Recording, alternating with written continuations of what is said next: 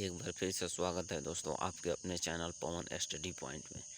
तो चलिए आज हम आपके लिए लेकर आ गए हैं थर्ड सेमेस्टर जियोग्राफी प्रैक्टिकल के क्वेश्चन। तो चलिए देखते हैं। आवृत्ति वितरण की रचना कीजिए। क्वेश्चन है दोस्तों, भूगोल विषय से संबंधित 20 छात्रों के प्राप्तांक निम्न प्रकार हैं।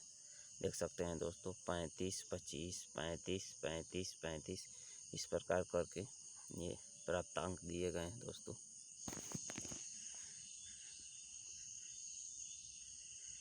इन आंकड़ों को आप अवरोही या आरोही क्रम में लिख लेंगे दोस्तों। माना आंकड़ों को व्यवस्थित रूप में करने पर आरोही क्रम में। तो चलिए दोस्तों आरोही क्रम में इसको लिख लिए। इसे देखते हैं दोस्तों, आरोही में बढ़ते क्रम में सबसे छोटा, उसके बाद उससे बड़ा, उससे बड़ा। चलिए दिखलाते हैं आपको। तब कुछ इस प्रकार आपको बना लेना है दोस्तों।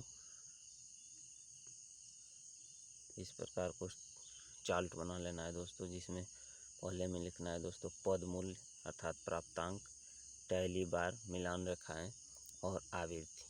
पद बार में दोस्तों सबसे छोटा लिख लेना है और मैक्सिमम मान जितना गया है उसको अंतिम लिख लेना है। और यहाँ पे टैली बार है दोस्तों, ये बार के रूप में इसको लिखना है और यहाँ पर इसी को अंकों में प्रदर्शन कर देना है और इसको टोटल योग कर देना है। टोटल योग करने पर अगर योग आपका 20 प्राप्तांक के बराबर योग 20 आता है, यानी प्राप्तांक 20 है और योग भी 20 आता है, तो आपका सवाल सही है। अगर नहीं आता है तो गलत है। चलिए आपको दिखलाते हैं। ये टोटल योग हमारा देखिए दोस्तों, यहाँ पे 20 आ गया है, तो ये वाला सही है। और ये टैली बार है दोस्तों, इसको एक बार समझ लेते हैं। ये 2 है तो इसको 2 पढ़ेंगे दोस्तों। ये 7 कैसे हुआ? 4 लकीर यानी कि 4 एक तिरछा जो कटा है दोस्तों वो भी गिन लेते हैं। 5 और 2 ये 7 हो गया दोस्तों। इस तरह आप टैली बार भी लिख सकते हैं। चलिए नेक्स्ट पर आते हैं दोस्तों। नेक्स्ट है दोस्तों, भूगोल में 100 में से 50 छात्रों के प्राप्तांक नीचे दिए गए हैं। तो ये प्राप्तांक है दोस्तों, आप देख सकते हैं, जिसमें 50 छात्र सम्मिलित हैं और उनके नंबरों को दर्शाया गया है। अब यहाँ पे क्वेश्चन दिया है दोस्तों, 10-10 प्राप्तांकों का वर्ग विस्तार लेते हुए। वर्ग विस्तार आपको मालूम होगा दोस्तों 10 तक, यानी कि 10 से 20, 20 से 30, 30 से 40 ऐसे करके आंकड़ों की सहायता से एक सतत आवृत्ति वितरण की रचना कीजिए। उपर्युक्त आंकड़ों का आरोही क्रम में संबंधित करने पर, यानी कि आरोही क्रम में लिख लेंगे दोस्तों, ताकि हमें आंकड़ों को गिनने में और पहचानने में असुविधा न हो।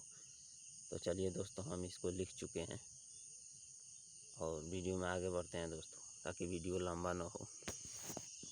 चलिए आगे आपको दिखलाते हैं।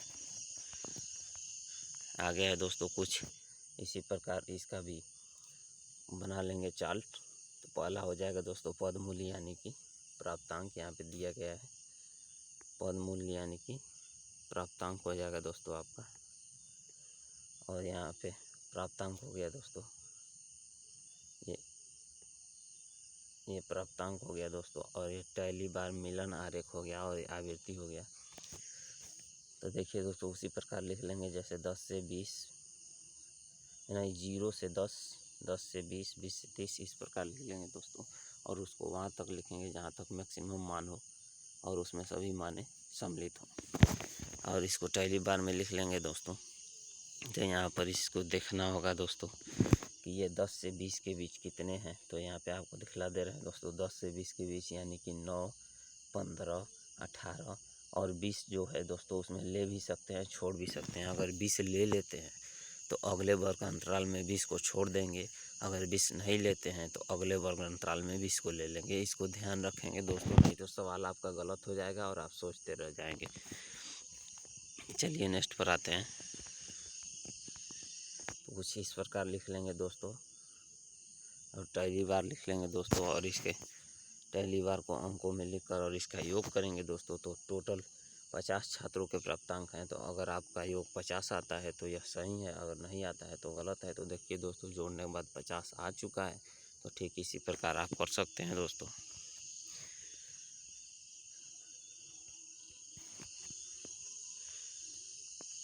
आज के लिए इतना ही। चैनल को सब्सक्राइब करें, वीडियो को शेयर करें और साथ में बेल आइकन को दबाना ना भूलें। Thank you. बने रहें हमारे साथ इसी तरह के इंटरेस्टिंग वीडियो पाने के लिए।